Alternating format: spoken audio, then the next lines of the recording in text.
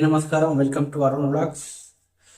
ఈ ఒక్క రోజు మాత్రం నేను ఫుల్ లెంత్ వీడియో చేస్తాను. కొంచెం బేస్ చేయండి నాతో. ఎన్ని రోజులు అన్ని షార్ట్ వీడియోస్ అయితే చేశాను, 2 minutes 3 minutes.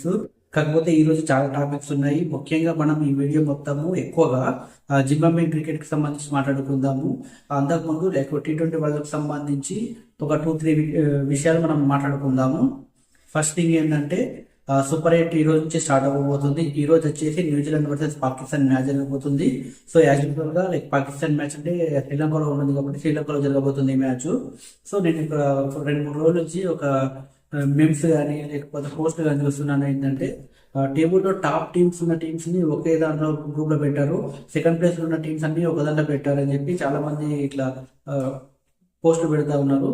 ఫస్ట్ థింగ్ ఏంటంటే ఈ టేబుల్లో టాప్ సెకండ్ దాంతో ఈ సీడింగ్ అనేది చేయలేదు. Like first world cup start అవ్వకముందే ఎవరు గెలిచినా like India, Australia, West Indies, Australia అయితే జింబాబ్వే, వెస్టిండీస్, సౌత్ ఆఫ్రికా ఈ గ్రూప్ లో ఉండాలని చెప్పి ముందే డిసైడ్ అయిపోయింది.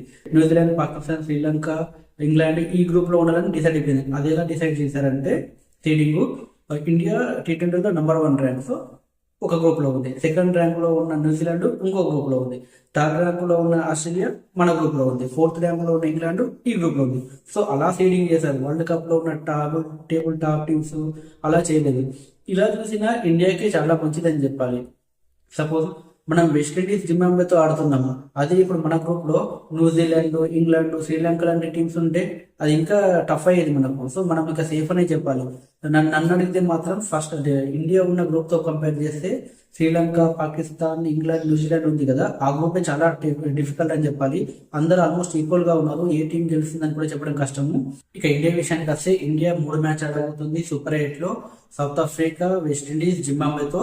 రేపు సౌత్ ఆఫ్రికాతో మ్యాచ్ జరగబోతుంది. ఇండియాకు లైక్ 3 మ్యాచెస్ లో 2 మ్యాచ్లు కూడా సండే యాక్చువల్గా బెటర్, ఎందుకంటే మోస్ట్లీ రెవెన్యూ అంతా కూడా ఇండియా నుంచి వస్తుంది కాబట్టి ఇండియా మ్యాచ్లు అనేవి చాలా ప్రిఫరెన్స్ ఇస్తారు ఐసీసీ. సో దాంతో సండే అండ్ ఈవినింగ్ టైమ్స్ మాత్రమే ప్లాన్ చేశారు. సో ఇదంతా ముందు ప్రీ ప్లాన్ అనమాట. బ్రాడ్కాస్టర్ కానీ ఐసీసీ కానీ ముందు ప్లాన్ చేసి ఉందన్నమాట. ఎందుకంటే ఇలాంటి వరల్డ్ కప్లు కండక్ట్ చేయడం అనేది చిన్న విషయం కాదు. సో డబ్బుతో కూడుకున్న విషయం కాబట్టి సో ఇక్కడ కూడా నష్టం రాకూడదు అంటే ఇట్లాంటి డిన్నర్ ముందే తీసుకుంటారు. సో అందుకే ఈ టీమ్స్ కానీ ఈ ఇండియన్ మ్యాచ్లు కానీ ఇవన్నీ కూడా ప్రీ ప్లాన్ అన్నమాట. ఈ వీడియోలో మెయిన్ టాపిక్ గురించి మాట్లాడుకుందాం, అదే జింబాబ్వే క్రికెట్ అండ్ జింబాబ్వే గురించి. చాలా మంది లైక్ 20s కిడ్స్ కి కానీ జెన్జీ కానీ చాలా మందికి తెలియకపోవచ్చు జింబాబ్వే క్రికెట్ టీం గురించి. ఎందుకంటే వాళ్ళు వరల్డ్ కప్స్ కూడా చాలా వరకు క్వాలిఫై అవ్వలేదు. 2023 వరల్డ్ కప్ క్వాలిఫై అవ్వలేదు, అంటే 50 ఓవర్స్. అంతకుముందు వరల్డ్ కప్ క్వాలిఫై అవ్వలేదు. లైక్ 2024 T20 వరల్డ్ కప్ కూడా క్వాలిఫై కాలేదు. సో జింబాబ్వే టీం గురించి చాలా మందికి తెలియకపోవచ్చు. కాకపోతే మాలాంటి 90s కిడ్స్ కు అంత కొంత అవగాహన అయితే ఉంది జింబాబ్వే క్రికెట్ టీం గురించి. వాళ్ళు ఒకప్పుడు అద్భుతమైన టీం అని చెప్పాలి. 80s అండ్ 90s వరకు చాలా మంచి పర్ఫార్మెన్స్ ఇచ్చేవాళ్ళు. వరల్డ్ కప్స్ లో కూడా వాళ్ళు క్వాలిఫై అయ్యేవారు అండ్ సెమీఫైనల్, సూపర్ 8 లాంటి ఆడిన రోజులు కూడా ఉన్నాయి. లైక్ 1999 వరల్డ్ కప్ వాళ్ళకు లాస్ట్ వరల్డ్ కప్. వాళ్ళు ఒక వరల్డ్ కప్ లో గ్రూప్ స్టేజ్ దాడి రావడం, ఆ తర్వాత ఇప్పటి వరకు గ్రూప్ స్టేజ్ దాడి రావలేదు. అంతేకాదు మనం చూసుకున్నట్లయితే లాస్ట్ 2024 T20 వరల్డ్ కప్ కూడా క్వాలిఫై కాలేదు వాళ్ళు. సో అంటే వాళ్ళు ఇంత ఘోరమైన సిచ్యువేషన్ లో ఉన్నారు జింబాబ్వే క్రికెట్ టీం అనేది తెలుస్తుంది. సో ఎంతో వెలుగు వెళ్ళిన జింబాబ్వే క్రికెట్ టీము ఇలా అవ్వడానికి కారణం ఏంటి అనేది మనం మాట్లాడుకుందాం. జింబాబ్వే క్రికెట్ టీం ఇలా అవ్వడానికి ముఖ్యమైన కారణం ఆ దేశంలో రాజకీయ నాయకులు తీసుకున్న రాజకీయ కారణాలనే చెప్పాలి. సో జింబాబ్వే అనగానే మనకు ముందుగా గుర్తుంచుకోవాల్సిన విషయం ఏంటంటే ఆ దేశం అనేది బ్లాక్స్ అండ్ వైట్స్ అందరూ ఉంటారు. సో ఆ దేశ గవర్నమెంట్ ఏం చేసిందంటే ఏ వైట్ కూడా జింబాబ్వేలో ఉండకూడదు, జింబాబ్వే క్రికెట్ టీంలో ఉండకూడదు అని చెప్పి ఒక రూల్ తీసుకొచ్చింది. దాంతో వైట్స్ అందరూ కూడా బయటకు వెళ్ళిపోవాల్సింది. అంతవరకు అద్భుతంగా ఆడుతున్న యాంటీ ఫ్లవర్, హితశ్రీ ఇలాంటి ప్లేయర్స్ అద్భుతంగా ఉంది టీం అనమాట. మంచి మంచి ఆల్రౌండర్లు, మంచి మంచి ప్లేయర్స్, లైక్ మిక్స్డ్ ఉన్నారు, బ్లాక్స్ ఉన్నారు, వైట్స్ ఉన్నారు. సో మిక్స్డ్ గా మంచి పర్ఫార్మెన్స్ ఇస్తూ మంచిగా ఉన్న క్రికెట్ టీము. సో ఎప్పుడైతే వైట్స్ అందరూ బయటకు వెళ్ళిపోయారో 2003 ఆ టైంలో, దాంతో టీం ఒక్కసారిగా కొలాప్స్ అయిపోయింది. మళ్ళీ ఆ తర్వాత ఇంకా ఎప్పుడు కూడా కోలుకోలేదని చెప్పాలి. అప్పటి నుంచి డౌన్ ఫాల్ స్టార్ట్ అయింది. అది ఇంకా పెరుగుతూనే వెళ్ళింది. సో క్రికెట్ కే కాదు ఆ దేశానికి కూడా నష్టం చేసిందని చెప్పాలి. మనం చూసుకుంటే 2008 ఆ టైంలో, 2004-8-7 ఆ టైంలో మనకు పెద్దగా వార్తలు వచ్చేది. నేను అప్పుడు స్కూల్లో ఉండేవాడిని, చదివేవాడిని. ఎలాంటి వార్తలు వచ్చాయంటే ఆ దేశంలో ఒక బండు కొనాలన్నా కానీ 1 మిలియన్ 2 మిలియన్ రూపీస్ చెల్లించాలి ఒక బ్రెడ్ కొనాలంటే. సో తినడానికి తిండి లేదు, పనం మనుషులకేమో పనులు రావడం లేదు, ఎంప్లాయ్మెంట్ లేదు, డబ్బు లేక చాలా ఇబ్బంది పడేవారు. సో ఆ దేశమే అంత దారుణమైన సిచ్యువేషన్లో ఉన్నప్పుడు ఇంకా క్రికెట్ అనేది డెవలప్ అవుతుంది అనేది ఇంకా కళలో కూడా ఊహించిన సిచ్యువేషన్ అనమాట. సో ఇప్పటికీ ఆ దేశంలో అలాంటి సిచ్యువేషన్స్ ఉన్నాయి. అఫ్కోర్స్ ఆ రోజు ఉన్నంత కఠినమైన సిచ్యువేషన్స్ లేకపోయినా కొంచెం బెటర్ అయినప్పటికీ సిచ్యువేషన్స్ ఇప్పటికీ అలాగే ఉన్నాయి చాలా వరకు. సో దాంతో ఇంకా ఆ దేశం కోలుకోలేకపోతుంది. ఇప్పుడు ప్రజెంట్ ఈ టీంలో ఉన్న వాళ్ళు కూడా చాలా మంది ఫైనాన్షియల్ ప్రాబ్లమ్స్ ఫేస్ చేస్తున్నారు, అయినా సరే ఆ కంట్రీకి రిప్రజెంట్ చేస్తున్నారు.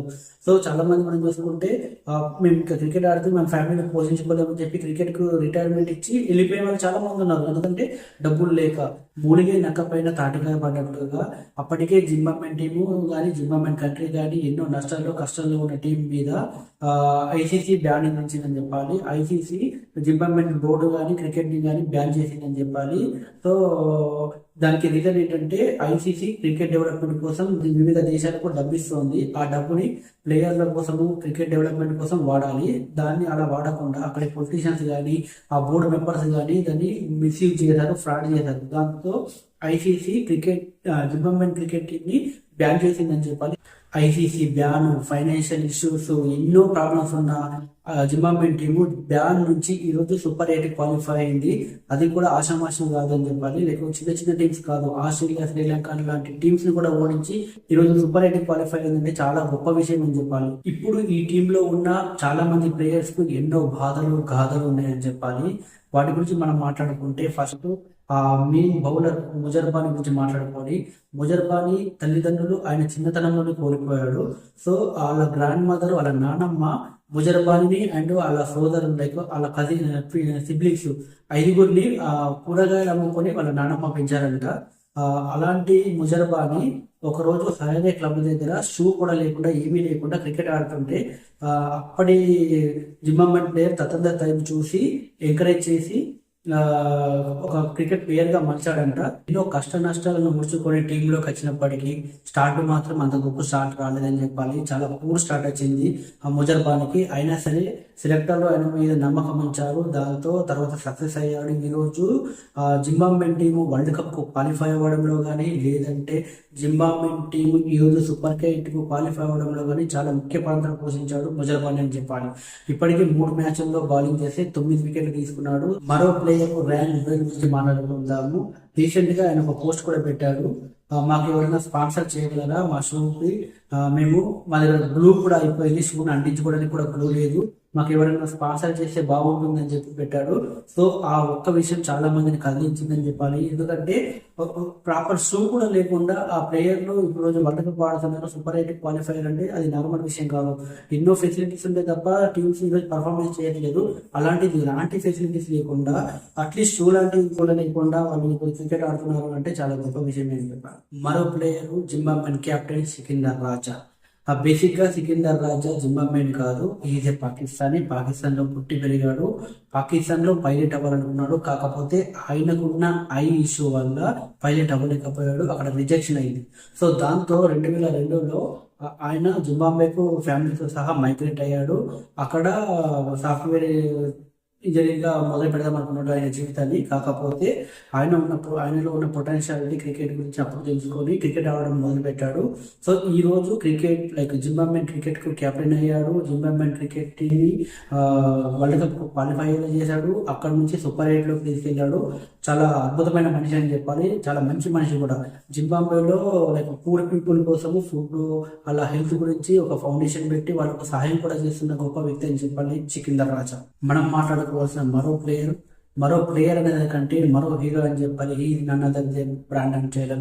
క్రికెట్ గురించి అంతో కొంత అవగాహన ఉన్న వాళ్ళకు ఖచ్చితంగా తెలిసి ఉన్న పేరు బ్రాండన్ టేలర్ గురించి. చాలా అద్భుతమైన షాట్స్ ఆడేవాడు, అద్భుతమైన గేమ్ ఆడేవాడు. జింబాబ్వే క్రికెట్ టీమ్ లో మరో హీరో అని చెప్పాలి. ఈ లైక్ ప్లేయర్ గానే కాదు, జింబాబ్వే టీమ్ కు కెప్టెన్ గా కూడా సర్వ్ చేశాడు. 2007లో ఆస్ట్రేలియా మీద మొదటిసారి జింబాబ్వే వరల్డ్ కప్ లో గెలిచినప్పుడు ఈ వారి హీరో మంచి ప్రదర్శన చేశాడని చెప్పాలి. ఈ రోజు ఈ టీమ్ తో కూడా ఉన్నాడు. కాకపోతే ఇంజురీ వల్ల ఈ కొన్ని మ్యాచ్ల నుంచి ఆడట్లేదు, రెస్టింగ్ లో ఉన్నాడు. ఈ వరల్డ్ కప్ లో అయితే ఇప్పటి వరకు మేబీ సూపర్ 8 మ్యాచ్ లో ఆడడానికి చూడాలి. He was real hero in Zimbabwe cricket అని చెప్పాలి. ఫైనాన్షియల్ రీజన్స్ వల్ల ఆ క్రికెట్కి గుడ్ బై చెప్పి దుబాయ్ వెళ్ళిపోయాడు. కాకపోతే మళ్ళీ క్రికెట్ మీద ఉన్న ప్రేమ చావగా మళ్ళీ జింబాబ్వే క్రికెట్తో జాయిన్ అయ్యాడు. జింబాబ్వే క్రికెట్ టీంని వరల్డ్ కప్కు క్వాలిఫై అయ్యేలా చేశాడు. ఈరోజు క్వాలిఫై అయింది. కాకపోతే ఈ రోజు ఇంజరీ కారణం వల్ల అయితే ఇప్పటివరకు ఆడలేదు. సూపర్ 8లో ఆడతాడేమో చూడాలి. మొన్నటి వరకు నాకు ఒక తప్పుడు అభిప్రాయం ఉండేది. ఏంటంటే టూ మచ్ క్రికెట్ అయిపోతుంది, ప్రతి దేశంలో లీగ్స్ వచ్చేసాయి, క్రికెట్ మీద ఇంట్రెస్ట్ పోతుందని చెప్పి. కాకపోతే నాకు ఈ జింబాబ్వే క్రికెటర్స్ గురించి తెలుసుకున్నప్పుడు కానీ, లేదంటే యూఎస్ఏ, కెనడా ఇలాంటి ప్లేయర్స్ గురించి తెలుసుకున్నప్పుడు నాకు ఒక విషయం ఏం అర్థమైందని చెప్పి, లైక్ వాళ్ళు ఐపీఎల్ లేదంటే Big Bash, South African league ఇలాంటి దాంట్లో ఆడకపోయినా మిగతా చిన్న చిన్న కంట్రీస్ నిర్వహించే లీగుల్లో ఇలాంటి ప్లేయర్స్ అందరూ ఆడుతున్నారు. జింబాబ్వే ప్లేయర్స్, యూఎస్ఏ, కెనడా ఇలాంటి ప్లేయర్స్ అందరూ కూడా ఆ చిన్న లీగ్స్ ఆడుకుంటున్నారు. సో వాళ్ళు ఆడేటప్పుడు వాళ్ళకు ఫైనాన్షియల్ గా సపోర్ట్ దొరుకుతుంది. సో దాని వల్ల వాళ్ళు క్రికెట్ మీద ఎక్కువ ఫోకస్ పెడుతున్నారు. అందుకే మనం చూసుకున్నట్లయితే ఈ వరల్డ్ కప్ లో చాలా చిన్న టీమ్స్ కూడా మంచి ప్రదర్శన ఇచ్చాయని చెప్పాలి. అంటే జింబాబ్వే లాగా సూపర్ 8 క్వాలిఫై కాకపోవచ్చు, మ్యాచ్లన్నీ విన్ అవ్వకపోవచ్చు.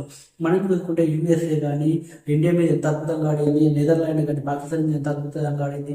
ఇప్పుడు జింబాబ్వే చూసుకుంటే ఆస్ట్రేలియా, శ్రీలంకన్ టీమ్స్ ఓడించాయి. సో ఆ ప్లేయర్లకు ఆ కాన్ఫిడెన్స్, నేపాల్ చూసుకుంటే మనకు ఇంగ్లాండ్ ఓడించేంత పనిచేసింది. సో నేపాల్ కూడా ఇప్పుడు ఒక చిన్న లీగ్ పెట్టేసి నేపాల్ ప్రీమియర్ లీగ్ అని చెప్పి. సో ఆ ప్లేయర్లకు ఫైనాన్షియల్ గా సపోర్ట్ దొరుకుతుంది. ఎప్పుడైతే ప్లేయర్లకు ఫైనాన్షియల్ గా సపోర్ట్ దొరుకుతుందో వాళ్ళు ఫుల్ ఫోకస్డ్ గా గేమ్ మీద దృష్టి పెట్టి ఆడతారు. సో దాని వల్లనే ఈ రోజు చిన్న టీమ్స్ కూడా మంచి ప్రదర్శన చేస్తున్నాయి. సో నాదైతే తప్పుడు అభిప్రాయం అని చెప్పి నేను ఒప్పుకుంటాను. జనరల్ గా నా అభిప్రాయం ఏంటంటే టీమ్స్ మధ్యలో మంచి కాంపిటీషన్ ఉంటేనే, టీమ్ స్ట్రాంగ్ ఉంటేనే మంచి ఇంట్రెస్ట్ వస్తుంది క్రికెట్ చూసేటప్పుడు. లేదంటే రాదు. లైక్ ఒక టీం అద్భుతంగా ప్రదర్శన చేసి ఒక టీం కూడగా చేసి మనకు ఆ మ్యాచ్ చూడాలనిపించదు. రీసెంట్ టైంలో చూసుకుంటే మనకు వెస్టిండీస్ కానీ, శ్రీలంకన్ టీము, కొంతవరకు పాకిస్తాన్ టీం కూడా చాలా పూర్ పర్ఫార్మెన్సెస్ ఇస్తున్నాయి. లైక్ మంచి మంచి ప్లేయర్స్ రావట్లేదు. రీసెంట్ టైంలో శ్రీలంక కొంచెం మళ్ళీ రివైవ్ అవుతుందని చెప్పాలి.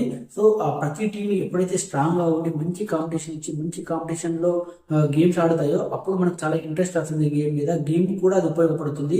సో ప్రతి టీం కూడా మంచి స్ట్రాంగ్ అవ్వాలని చెప్పి, మంచి ప్లేయర్ రావాలని చెప్పి, అది ఏ చిన్న టీం అయినా సరే, ఇప్పుడు జింబాబ్వే, యూఎస్ఏ, కెనడా, అది ఏ టీం అయినా సరే మంచి మంచి ప్లేయర్ రావాలి, వాళ్ళ టీమ్స్ కూడా డెవలప్ అవ్వాలని చెప్పి నేను కోరుకుంటున్నాను. అప్పుడే క్రికెట్ చూసేటప్పుడు చాలా ఇంట్రెస్ట్ కలుగుతుంది. సో అది వస్తుందని చెప్పి నేనైతే ఆశిస్తున్నాను.